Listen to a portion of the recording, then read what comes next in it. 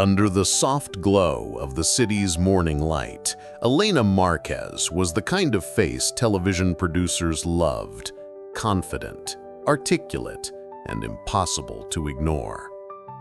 Her voice carried the smooth cadence of someone who knew how to control a room, whether it was a live studio audience or millions watching from their living rooms. She had built her career on sharp debates and bold commentary. If a subject was controversial, Elena would take it on without flinching. Her ratings soared, not because people always agreed with her, but because she knew how to make them watch. At this point in her life, Elena's world was polished and predictable. Mornings started with a steaming cup of coffee on her high-rise balcony, looking out over the skyline. She thrived in the rush of newsroom briefings, in the quick exchanges with producers, and in the careful dance of balancing her public image with private ambitions.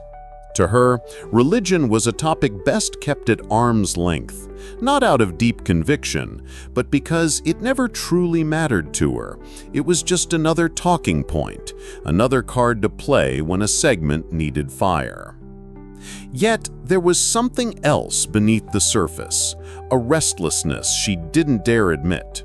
Late at night, when the applause faded and the cameras were off, she sometimes caught herself staring at the quiet city lights, wondering if all her wins in debates actually meant anything.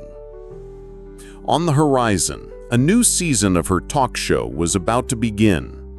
The producers wanted bolder topics, sharper opinions, more viral moments. For Elena, it was another chance to prove she could still dominate the spotlight. She didn't know it yet, but this season would be different. Somewhere in the coming weeks, one segment would change everything.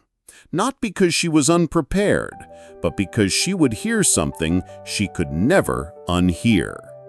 And it would begin with an offer she thought was just another job. It came in the form of a neatly sealed envelope, slipped onto her desk by a senior producer with a knowing smile. Inside was a short brief, a proposed segment for an upcoming episode. The topic?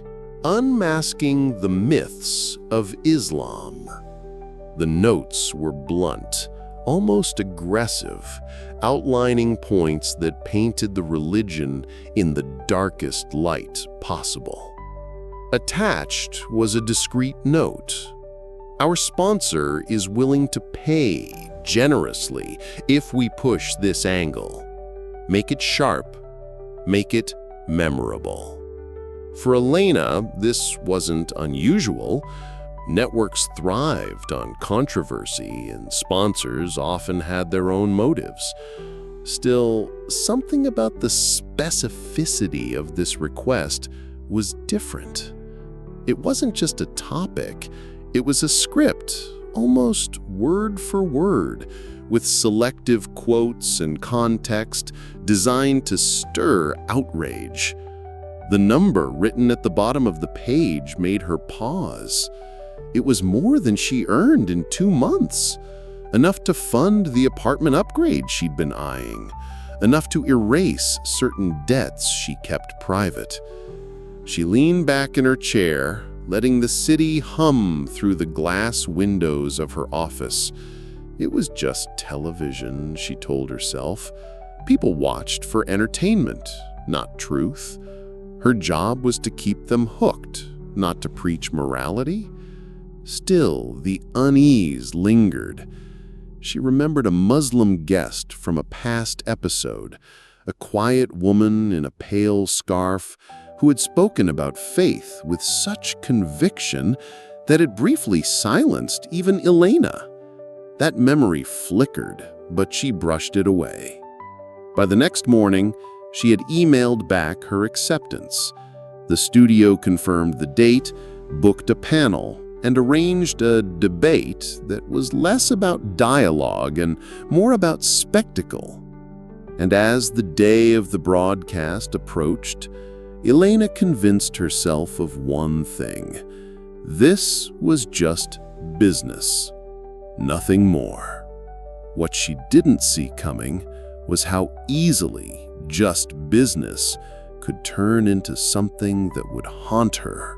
The promotional teasers for the episode rolled out days before the live broadcast. Clips of Alina rehearsing fiery lines were paired with dramatic music, and the show's social media accounts teased a debate that will shake the nation. Comments flooded in, some cheering her on, others warning her to tread carefully. Behind the scenes, the pressure was mounting.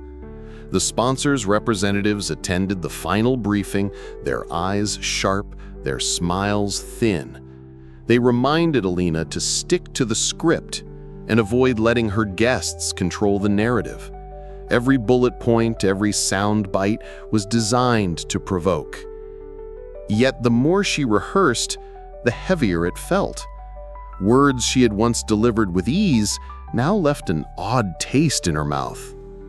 At night, she scrolled through research to sharpen her arguments, but found herself wandering into unfamiliar territory. Stories of Muslim scholars, verses from the Qur'an, and personal testimonies that didn't match the narrative she was being paid to present. Her phone buzzed with reminders from her manager. "This is your moment, Alina. The ratings will skyrocket. Don't hold back." But her confidence wavered when she walked into the makeup room on rehearsal day and saw one of her guests for the first time. It was an elderly imam with kind eyes and a calm demeanor, sitting quietly as a makeup artist adjusted his microphone. He looked nothing like the adversary the brief had painted. When their eyes met in the mirror, he smiled gently, as if he knew something she didn't. That moment unsettled her far more than any debate could. And yet the cameras would roll in less than 24 hours. The stage was set, the audience seats sold out, and the sponsors were ready. What Alina didn't realize was that one sentence, spoken at just the right moment, would dismantle everything she thought she knew. The studio lights burned brighter than usual that night, casting a sharp halo around the sleek glass table at the center of the stage. Elena sat poised, every hair in place, her earpiece humming with the quiet chatter of producers. The audience buzzed with anticipation, phones ready to capture the most explosive moments. She began as planned, confident, commanding, steering the discussion with carefully crafted questions meant to corner her guests. The younger panelists pushed back, but Elena's years of media training kept her in control. Every line she delivered was met with murmurs or applause. The sponsors would be pleased. Then it was the elderly imam's turn. He didn't raise his voice or match her aggressive pacing. Instead, he looked directly at her. Not at the cameras, not at the crowd, but at her. "Elena," he began, his tone warm yet unshakable, "have you ever heard these words before?" And then, in a steady, melodic voice, he recited a verse from the Qur'an. The Arabic flowed like something ancient and alive, each syllable carrying a weight she couldn't quite name. She didn't understand the language, but something in its rhythm pressed against her chest. As if the entire studio had gone still, the usual rush of live television melting into a moment suspended in air. When he finished, he translated, "And we have certainly honored the children of Adam." His voice lingered on the word honored, as if placing it carefully in her hands. For a fraction of a second, Elena forgot her lines. Her rehearsed rebuttal evaporated. She blinked, searching for the steel in her voice, but found only silence. The imam didn't gloat or press further. He simply sat back, allowing the quiet to deepen until even the audience seemed unsure what to do. And in that silence, something began to shift, not in the debate, but in her. It was subtle at first, like the faint crack of ice before it breaks. Elena sat there, her practiced confidence unraveling thread by thread as the imam's words echoed in her mind. We have certainly honored the children of Adam. It was the opposite of everything she had been told to believe about this religion.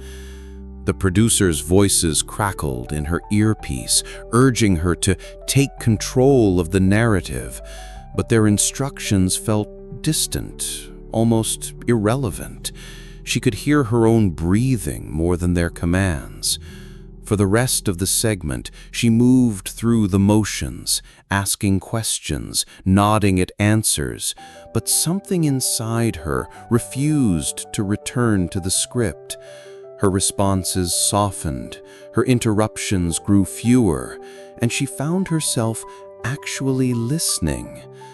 After the broadcast, the applause faded and the lights dimmed, but the verse didn't leave her. In the dressing room, she replayed it over and over in her mind. The imam had not argued with her. He had offered her a truth, and somehow it felt personal. That night she couldn't sleep.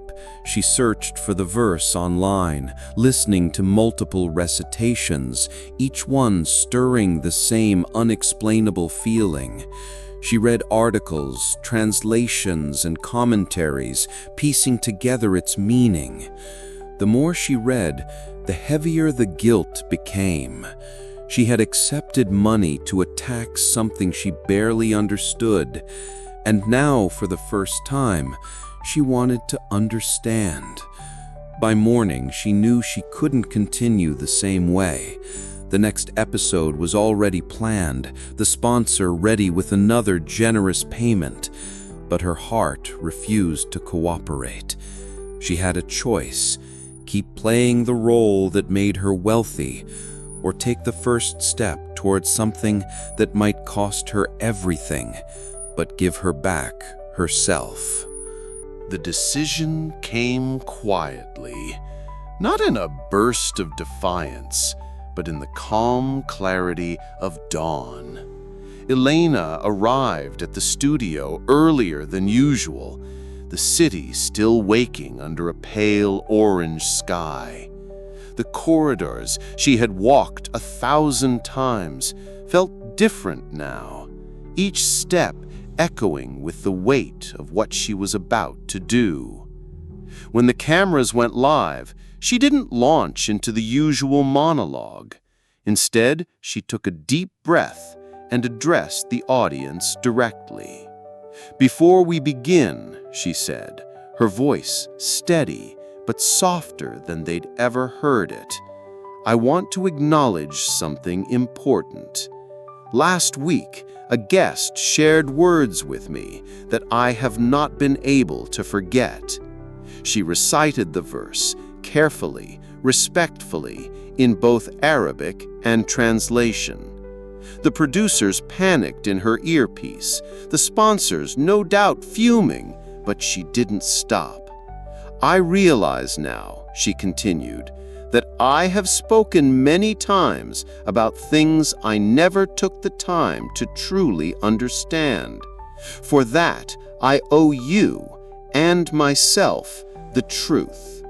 It wasn't a confession of faith, not yet, but it was a surrender of pride, an act of stepping off the path she'd been paid to walk." The studio was silent, the audience unsure how to react. After the show, she walked out into the sunlight, without waiting for her producer's lecture. She didn't know her career would look like after this, if there would even be one. but for the first time in years, the air felt clean in her lungs. And as she made her way through the busy streets, the imam's verse still played in her mind. It was no longer just a memory from a live broadcast. It was the beginning of a journey she hadn't planned, but one she could no longer ignore.